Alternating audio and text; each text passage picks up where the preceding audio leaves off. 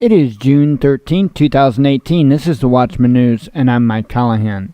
Is the fight over in Deerfield, Illinois, and other places throughout the country? I didn't catch this coming out yesterday, but I am happy to report that a judge had blocked the law from going into effect in Deerfield, Illinois, that essentially banned assault rifles and a whole list of different weapons that they chose were too scary for the residents to own. So here's the thing. The question is, did this really put a stop to the fight? And before we get into answering that question, I'm going to read an article from a publication, and we'll go from there. This is from Town Hall. I'll put the link to this article in the description of the video. It's titled, "You Can't Take 'Em, Judge Blocks Chicago Suburbs Gun Ban Hours Before Going into Effect." 0 hour was approaching for the law-abiding gun owners of Deerfield, Illinois.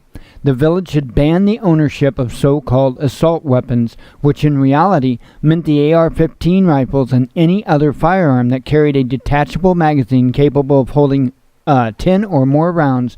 That's how Deerfield defined so-called assault weapons. On June 13th, the anti-gun ordinance passed by the Chicago suburb would have gone into effect. It was essentially a gun ban, and there was no exceptions. It's either you turn them over, move, or risk facing a $250 to $1,000 day non-compliance fee. Yeah, that AR-15 and other rifles the anti-gun left find scary were banned, but it also included scores of handguns. Magazines holding 15 rounds are not uncommon.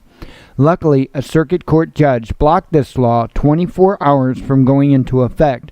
And yes, legal challenges were filed against this grossly unconstitutional law via Vice News.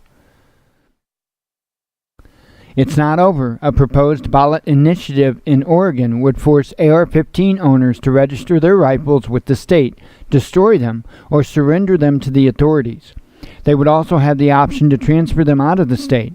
Boulder, Colorado also passed a law banning high-capacity magazines and so-called assault weapons within the city limits. The anti-gun left is waging a war against the Second Amendment and the Constitution. It will be greatly expanded if Democrats win the 2018 midterms, so don't forget to vote. Let me explain something, though, okay?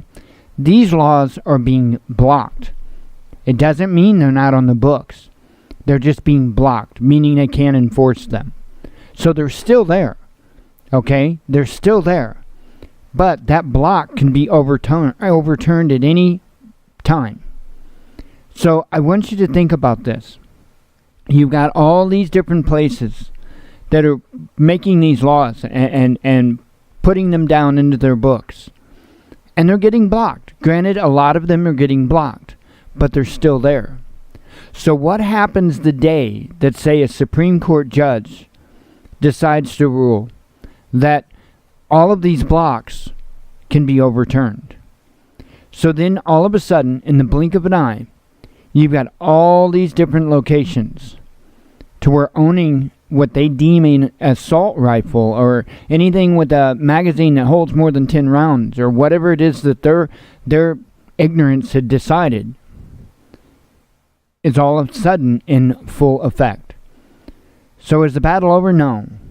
No. See, folks also need to fight to get these laws removed from the books. Not just blocked, but removed. Think about that. It's not over. I'm wondering if this is just the warm-up and the setup.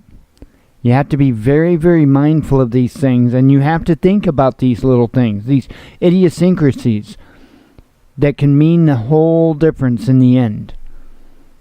So you got to be careful about it. Folks in these places need to demand that these be taken off the books. Not just blocked, but off the books. It's not over. I think it's far from over.